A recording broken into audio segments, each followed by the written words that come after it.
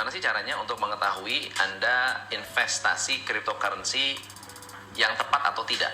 Karena ada kripto yang scam, ada yang real, lalu ada juga yang tidak scam sih, cuma projectnya gagal.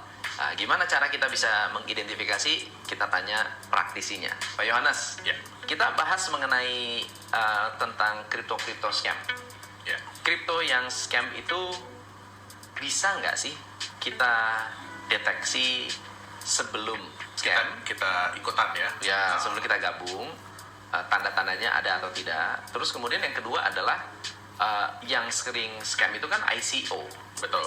Dalam tanda kutip ya, scam itu kan bisa jadi memang niat ataupun memang proyeknya nggak ada atau proyeknya gagal. Ya. Apa pandangan Pak Yohanes mengenai crypto scam? Ya, jadi ini memang menyedihkan ya Coach ya. Ya.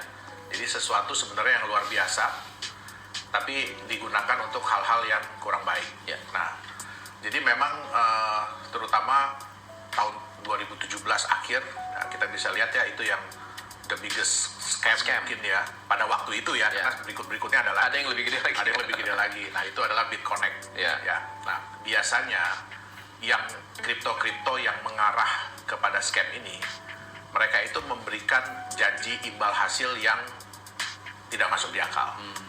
Ya, mereka memberikan janji imbal hasil yang tidak masuk di akal. Mereka mau supaya orang-orang itu semakin eager, semakin Nafsu ya untuk membeli. Ya. Nah, terus yang kedua, biasanya mereka ini memberikan reward yang sangat berlebihan kepada marketingnya. Jadi bagi orang-orang yang mau menjalankan, itu diberikan reward yang sangat berlebihan lah. Ya, contohnya misalkan, kalau custom saya ajak masuk $1.000, saya bisa dapat $300. Ya. Karena gini custom, sebenarnya kan kripto ini diciptakan out of nothing. Kenapa saya bilang out of nothing? Kita cuma program, terus kalau memang itu koin adalah kita mining. Karena saya bilang sama custom, ya cuma 2 komputer aja bisa keluar kok koinnya. Nah, atau bahkan kita bikin token dalam hitungan jam. Ya kan, cuma bikin smart contract, mungkin bisa copy paste dari orang punya, udah keluar tokennya. Terus bisa kita jual. Jadi out of nothing. Ya. Nah, pertanyaannya sekarang adalah sesuatu yang out of nothing ini apa jaminannya bisa menjadi besar? Kebanyakan mereka ini kan mengandalkan komunitas. Betul. Ya, untuk menjual koinnya, mereka mengandalkan komunitas. Tapi kan kita bukan cuma berharap koin itu laku dijual sekarang. Ya. Kenapa? Karena yang paling bahaya adalah pada saat dia masuk di market. Benar. Nah, begitu dia masuk di market, apa yang akan terjadi? Bisa nggak dia bertahan? Bertahan, betul. Nah, bisa nggak dia mempertahankan harga? Biasanya koin-koin yang scam ini mereka mau secepat mungkin untuk masuk di market.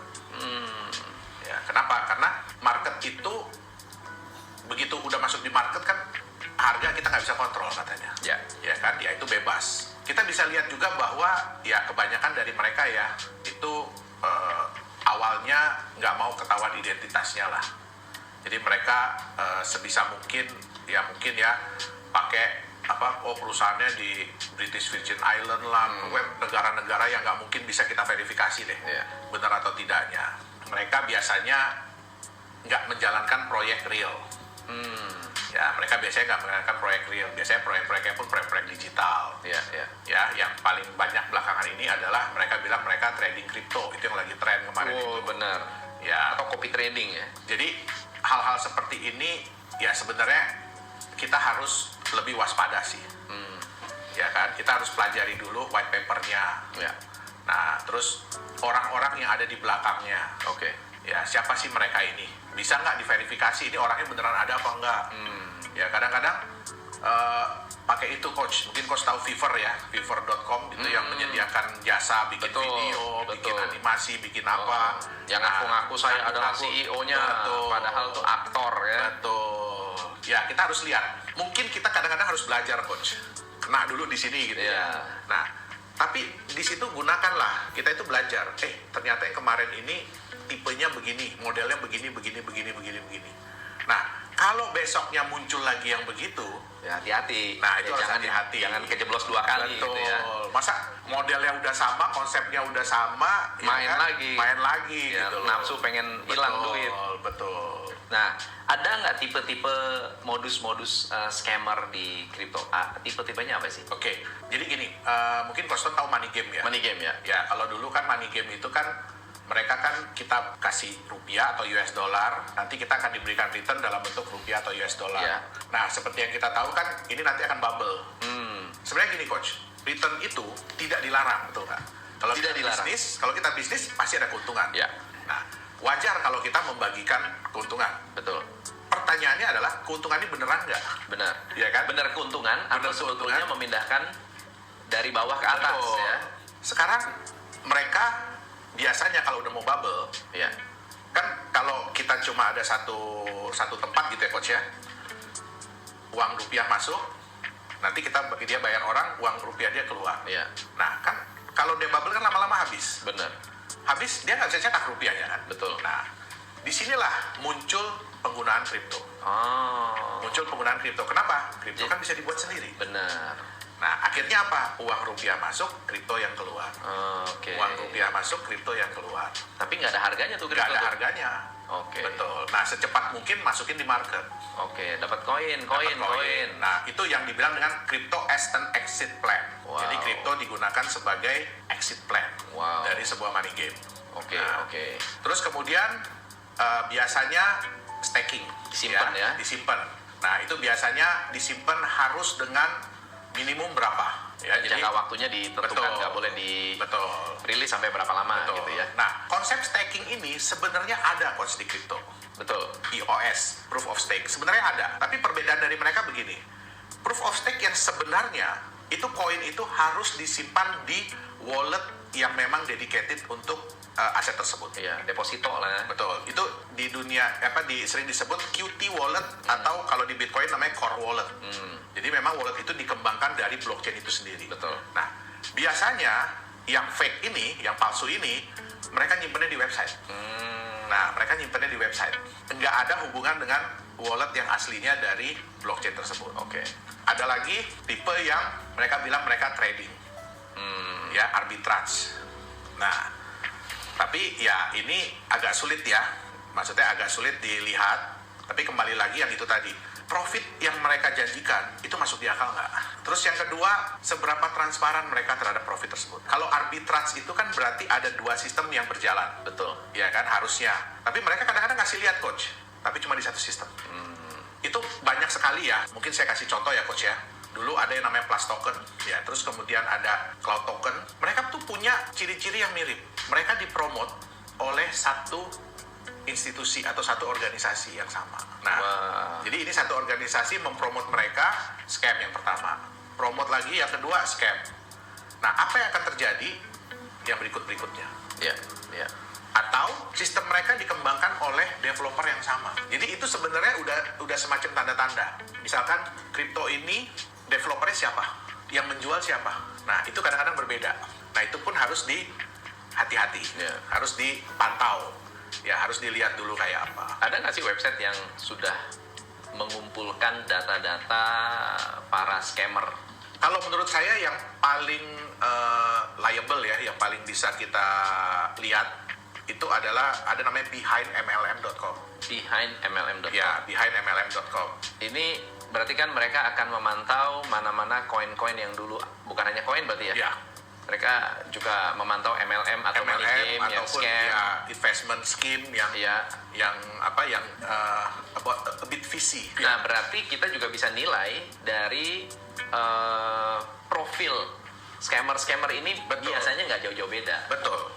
modus-modusnya. Betul. Oke, Ya. mantap. Jadi ya kalau dia promote yang seperti itu, ya biasanya kalau yang dia promote berikutnya ya nggak jauh-jauh beda lah. Nggak jauh beda ya. Oke, thank you so much. Malam hari ini kita sharingnya sangat mendalam. Ya.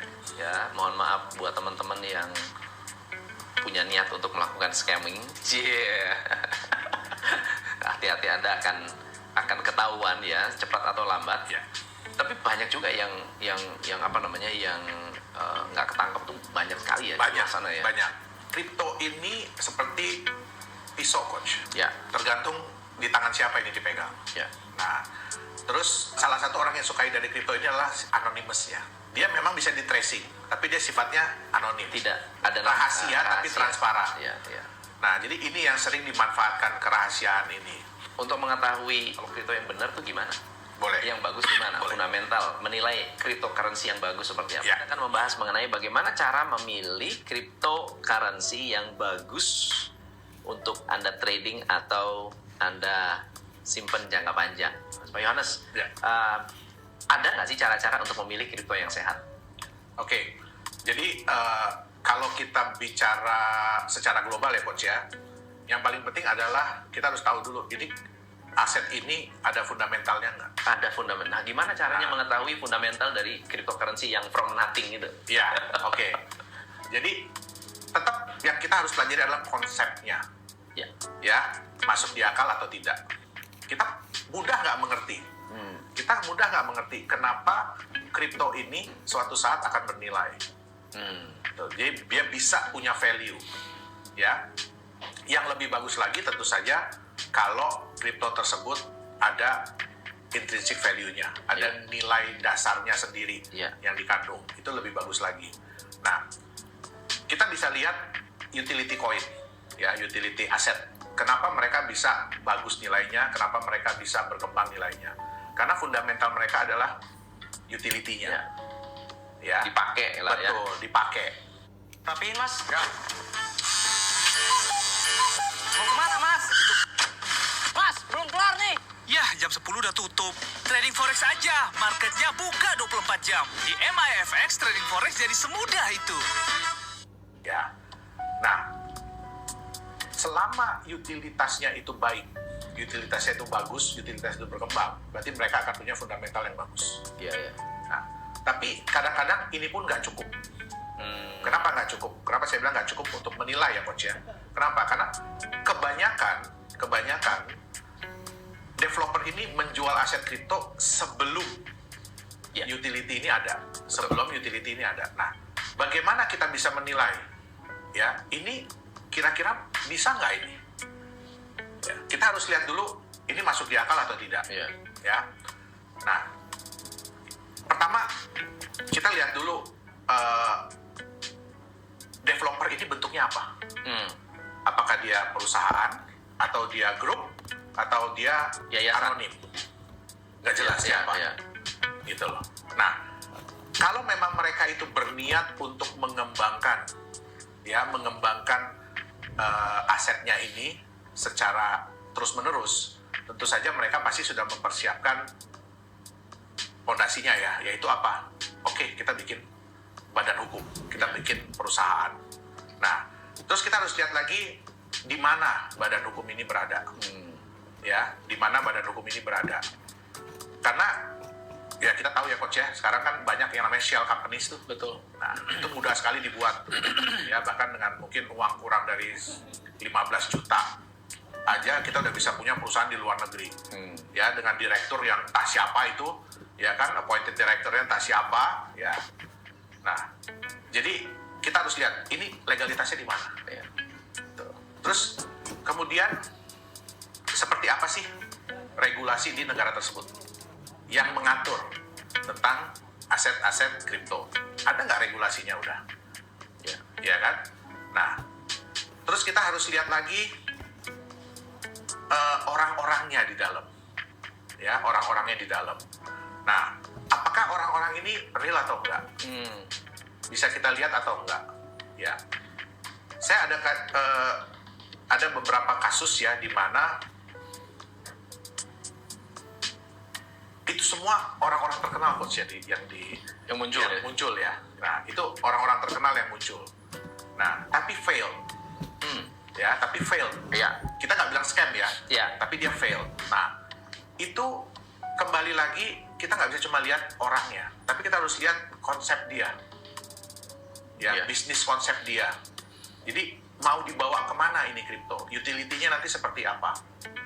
Ya, untuk kripto-kripto yang belum punya utilitas, Ya. sebelum, jadi dia udah ciptain asetnya, baru dia ciptain utilitasnya. Ya. Nah, kita harus lihat utilitas ini masuk di akal nggak? Contoh, ada yang bilang begini, nanti bisa dipakai untuk pembayaran, bahkan sampai pembayaran tol. di Indonesia. Itu udah pasti nggak bisa. Iya. Ya, bahkan di Indonesia pun sebenarnya ya, kita nggak bisa. Saya nggak bisa nih bayar coach pakai US dollar gitu, nggak bisa, nggak boleh. Iya, sekarang udah nggak bisa. Udah nggak bisa. Kenapa? Karena yang diterima hanya rupiah. Jadi kita harus lihat dulu masuk di akal nggak. Ada yang bilang gini, nanti mau bikin mobil yang bisa terbang ke bulan gitu. Nah, mungkin nggak itu terjadi. Ya, nggak usah terbang ke bulan, terbang aja dulu deh. Nah. naik 1 meter Ya kan? Tentu bisa. Nah, jadi kembali lagi, ini too good to be true nggak? Iya. Ini cita-citanya ini berlebihan nggak gitu loh. Oke. Nah, terus ya, yang satu hal ya yang sangat kita sayangkan juga ya, transparansi itu belum ada di dunia aset kripto. Terutama gini, kenapa sih kok fail? Kenapa proyeknya fail? Kenapa utility-nya fail? Nah, banyak developer kripto itu yang menciptakan FOMO ya pada saat menjual aset kriptonya. Ya, jadi biasanya kalau dulu coach dijualnya itu ada stage-stage-nya kan. Hari ini dijual cuma 100.000 di harga Terus sekian. naik. Terus orang masuk mau beli nggak bisa. Ya kan katanya udah habis dalam waktu hitungan sekian detik. Nah, nanti dilepas lagi sekian. Habis juga. Habis lagi, dilepas lagi sekian, habis lagi gitu. Pertanyaannya, siapa yang bisa memverifikasi bahwa ini Itu benar-benar habis, betul. Nah, tidak ada. Ya kan? Jadi kalau sekarang kita mau bikin project dengan dana 10 juta dolar, kita bikin begitu, habis, tapi ternyata semuanya fake, kebanyakan fake, Ya. hanya untuk menciptakan FOMO aja. Nah, terkumpul 3 juta dolar, kira-kira jalan nggak coach projectnya? Kalau duitnya 3 juta dolar sih, Butuh 10 juta, duit cuma 3 juta. nggak mampu. Nah, habis jadinya kan. Nah, terus kita lihat lagi, ya ada yang biaya marketing yang disiapkan untuk menjual aset ini jauh lebih besar daripada biaya dia untuk menjalankan proyeknya sendiri. Iya. Nah, apakah itu masuk di akal? Artinya apa? Dia lebih mengutamakan Image ya, branding ya. orang yang jualan, coach. Benar. Karena orang yang jualan kalau dikasih komisi luar biasa, ya kan? Itu aja rasa coklat, coach. Betul. Ya kan? Nah, jadi dia bukan mengutamakan daripada proyeknya sendiri. Itu udah kayak money game. Nah, the next money game. Betul. sebenarnya. Nah, jadi kita sebenarnya paling utama adalah melihat konsepnya dulu. Ya. Ini masuk di akal nggak sih? Karena tujuan utama dari sebuah aset kripto adalah utilitas tetap. Betul. Mau dia itu stable, mau dia itu security, mau dia itu utility, tujuan akhir dari sebuah aset kripto adalah utilitas, Ya. yaitu dipakai sebagai alat bayar. Oke. Nah, tapi kalau harganya nggak bisa dijaga, naik turun kayak roller coaster, ya atau naik turun terus tiduran, Iya. Terus lama. nah, lama banget. Nah, siapa yang mau berani menerima? Bener. Itu dia. Oke. Nah, Berarti kan kan ada banyak sekali yang bilang bahwa kalau saya mau beli ya jangan beli ICO lah, beli aja yang udah ada di coin market cap. Betul. Itu udah pasti jaminan. Bener nggak sih? Sudah jaminan masuk coin market cap, sudah garansi pasti bagus. Oke. Jadi coin market cap itu dia itu melisting, ya dia itu memberikan daftar kripto-kripto yang saat ini ada. Ya, belum tentu juga mereka udah masuk di pasaran, tapi yang saat ini ada. Nah, mereka itu cuma melihat, ya, oh, ini datanya nih yang dikasih lihat, ini datanya ada koinnya sekian, apa semua. Tapi itu pun sebenarnya di input manual. Iya. Data-data itu di input manual oleh developer. Nah, pertanyaannya apakah garansi bahwa itu koin proven? Ya. Tidak. Beda! Cuma Aqua yang 100% murni mengandung mineral alami yang dibutuhkan oleh tubuh. Jadi kalau beli Aqua dikasih yang lain, aku sih ogah. OMG! Untuk kesehatanku, Aqua dulu. Kita bisa lihat banyak kripto-kripto terutama tahun 2017 tuh yang scam. Iya. Wah, mereka pun masuk di CoinMarketCap. Hmm. Mereka masuk, bahkan yang BitConnect itu kan 5 besar. 5 besar. Nah, tapi apakah itu membuktikan bahwa itu proyeknya bagus, apanya bagus? Enggak. Karena mereka tidak melakukan verifikasi itu. Benar. Itu dia. Jadi Oke. tetap ya kita yang harus memverifikasi diri kita sendiri. Benar. Ya. Ada mitos-mitos nggak tentang kripto yang bagus itu apa? Tadi salah satunya tuh masuk ke CoinMarketCap, ya. atau masuk Indodax berarti udah pasti bagus. Ya, jadi ya banyak yang bilang, wah kalau koin udah di market itu udah pasti bagus gitu. Sulit untuk dibilang. Kenapa? Ya kita lihat aja deh data di market ya, data di market berapa banyak koin-koin yang begitu sudah masuk di market tiba-tiba Jatuh, rebahan atau hilang ya. ya rebahan Ya. dalam waktu yang lama atau Ya. bahkan di delisting. Hmm. Ya, jadi mitos-mitos seperti itu yang bahwa kalau udah di exchanger itu udah proven, ya, bahwa kalau udah di exchanger dia sudah punya udah punya transaksi. Enggak juga. Enggak juga. Ada yang di exchanger transaksinya cuma berapa puluh juta sebulan, tapi nggak di delisting juga. Iya. Nah, jadi ya sulit. Kenapa? Karena exchanger dan exchanger itu hanya menyediakan tempat Iya. untuk kita menjual atau kita membeli, kayak di pasar. Iya. Nah, ya, apakah barang itu bagus? Belum tentu juga. Benar. Itu dia. Jadi, Berarti ya, tetap banyak kerja keras yang harus dilakukan untuk koin ini benar-benar ramai ya, Betul. ya diperjualbelikan. betul. Lalu kalau gitu fundamental lain yang bisa kita nilai dari sebuah kripto itu selain dari white paper, kemudian utility, dari segi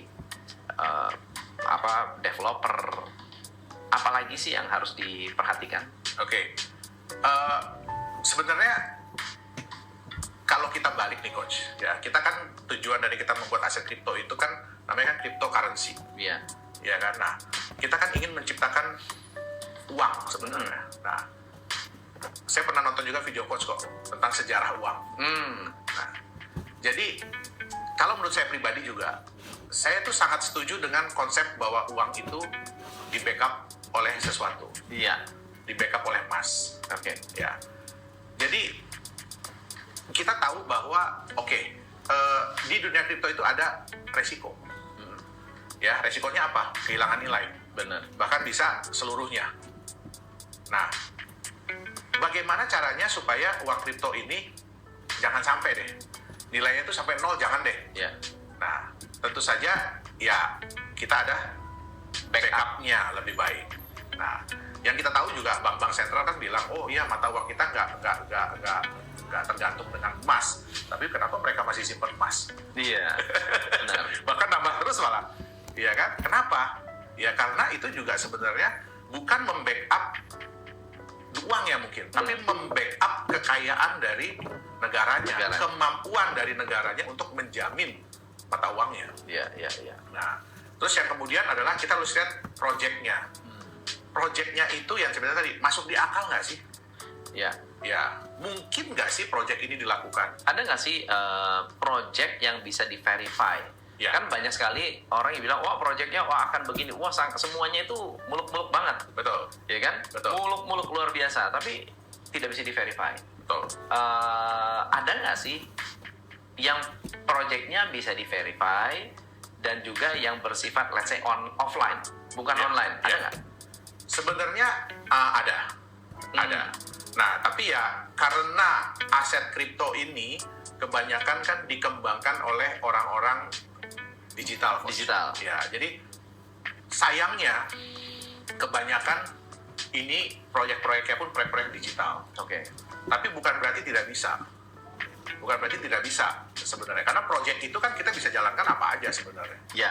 Ya, untuk menambah, meningkatkan nilai Value, betul. dari si aset itu. Ya. Kenapa? Kalau kita bisa memberikan jaminan kenyamanan buat orang bahwa ini harga nggak akan fluktuatif, nggak akan parah-parah banget naik turunnya. Terus kemudian juga kita bisa memberikan nilai tambah dari waktu ke waktu ya, bukan cuma karena harga marketnya naik, tapi ada nilai tambah bagi koin ini sendiri, bagi aset ini sendiri. Saya yakin ke depannya utilitas itu akan terbentuk dengan sendiri. Pengiriman cepat, gratis, ongkir. Pengiriman cepat, gratis,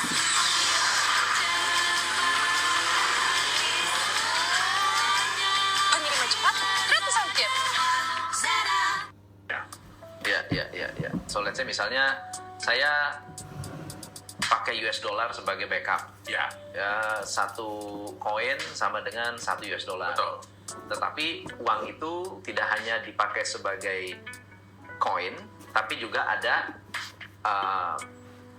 bisnis yang dijalankan. Ya, Dan ternyata ketika bisnisnya untung, US dollarnya bisa bukan hanya dijadikan sebagai backup, tapi ditambahkan di dalam per koinnya itu. Iya, Itu betul. saya rasa akan juga membantu orang untuk menyimpan. betul. Jadi kalau jumlah backup ini bisa kita tambah, Ya. tentu saja kan ini juga akan nilai marketnya juga pasti akan tinggi. Kenapa? Benar. Karena orang melihat potensinya Ya, ke depan. Nah, problem dari stable coin karena mereka di backup 1:1, 1:1. Ya kan? Jadi 1 USDT itu nggak mungkin nanti di backup 1,1 US dollar, 1,2 US dollar, 1,3 enggak. ya, Dia tetap hanya akan di backup oleh 1 Satu, US ya. dollar. Jadi harganya USDT ini pun nggak akan jauh-jauh dari 1 US dollar. Ya. Biasanya cuma plus minus 1-2% itu aja. koin-koin apa yang dipegang saat ini? Kebetulan ya kita ini dari Nagaya kan developer crypto kok. Ya, Tapi kalau saya pribadi, saya tuh hanya yang saya bilang saya hanya memining Bitcoin.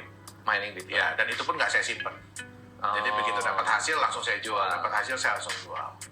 Itu dia. Oke. Wah, oke. Jadi percayanya dengan kapasitas ya, kemampuan Bitcoin untuk mining bisa di Untuk Bisa sementara ini cukup baik. masih oke ya. Iya. Untuk sementara ini Oke. cukup baik. Mudah-mudahan nggak turun-turun lagi dia, coach. Oh, siap. Oke. Ada pesan-pesan buat teman-teman yang ada di luar sana buat yang penasaran banget dengan kripto atau Ya. mau tanya-tanya langsung ke Pak Yohanes mungkin, Ya. atau apa komen yang harus atau pikiran yang harus dipikirkan oleh teman-teman saat mau membeli altcoin atau kripto Ya. atau apapun itu.